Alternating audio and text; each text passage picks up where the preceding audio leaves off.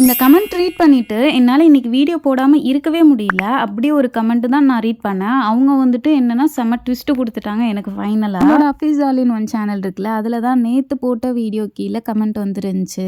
அவங்க என்ன கேட்டிருந்தாங்கன்னா, இன்றைக்கி அவங்களுக்கு பர்த்டேன்னு சொல்லிட்டு ஒரு பர்பிள் தீமில் வந்துட்டு ஒரு கிராஃப்ட் போடுங்கக்கா அப்படின்னு சொல்லிட்டு கேட்டிருந்தாங்க. ப்ளீஸ் உங்கள் தங்கச்சிக்காக அப்படின்னு கேட்டிருந்தாங்க. அந்த லாஸ்ட்டாக சொன்ன ஒரு வேர்டு வந்து எனக்கு நேற்றுலேருந்தே ஊற்றிட்டே இருந்துச்சு. இன்றைக்கி நான் வந்து வீடியோ போடுற ஐடியாவிலேயே இல்லை. ஏன்னா எனக்கு உடம்பு சரியில்லை, ஒரு மாதிரி ஃபீவர் வர மாதிரி இருந்துச்சு, செம்ம ஹெட்டேக்கு. என்னால் சரி ஓகே இன்றைக்கி நம்மளால் வீடியோ போட முடியாது, நம்ம சும்மாவே ரெகுலராக வீடியோ போடுறதில்ல, இன்றைக்கி சரி நாளைக்கு பார்த்துக்கலாம் அப்படின்னு நினச்சி தான் நான் இருக்கலாம்னு நினச்சேன். ஆனால் எனக்கு அந்த ஒரு கமெண்ட்டை நேற்று ரீட் பண்ணதுலேருந்தே என் மைண்டில் ஓடிட்டே இருந்துச்சா, சரி ஓகே சிம்பிளாவது ட்ரை பண்ணிடலாமே அப்படின்னு சொல்லி தான் பண்ணேன். சிம்பிளான ஒன்னே நம்ம சும்மாவே சிம்பிளாக தான் பண்ணுவோம்.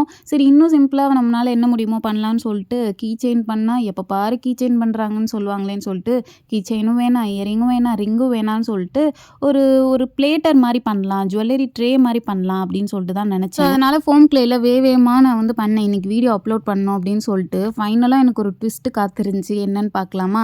அது என்னன்னா, நான் இது எல்லாத்தையும் பண்ணி முடிச்சிட்டேன். சரி ஓகேன்னு சொல்லிட்டு அந்த கமெண்ட்டை போய் தேடுறேன். இந்த கமெண்ட்டு என் மைண்டில் அப்படியே ஸ்டக்காகி நின்றுச்சு. சரின்னு சொல்லிட்டு அந்த கமெண்ட்டை போய் தேடுறேன், கமெண்ட் இல்லை, அவங்க ஆக்சுவலாக டெலீட் பண்ணிட்டாங்க போல். அதுக்கப்புறம் எனக்கு வந்து சைடில் வந்துட்டு ஒரு நோட்டிஃபிகேஷனில் வந்து காட்டும் டெலீட் பண்ணியிருந்தாலும். ஸோ அதில் போய் பார்க்கும்போது தான் சரி ஓகே கமெண்ட் வந்து டெலீட் ஆகிருக்கு அப்படின்னு சொல்லிட்டு நினச்சேன்.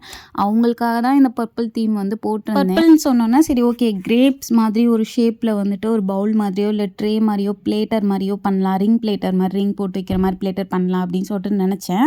அந்த கிரேப்ஸ் வந்து பால் மாதிரி மேக் பண்ணிட்டு அப்படியே ப்ரெஸ் பண்ணி விட்டு அதுக்கு மேலே லீஃப்லாம் வந்துட்டு ஒட்டியிருந்தேன். அதுக்கப்புறம் வந்துட்டு அந்த ஒரு பேம்பூ ஸ்டிக்கை வந்து லைட்டாக வந்து சொருகி விட்டுக்கிட்டேன். எதுக்குன்னா அந்த ரிங் போட்டு வைக்கலாம் அப்படிங்கிற மாதிரி.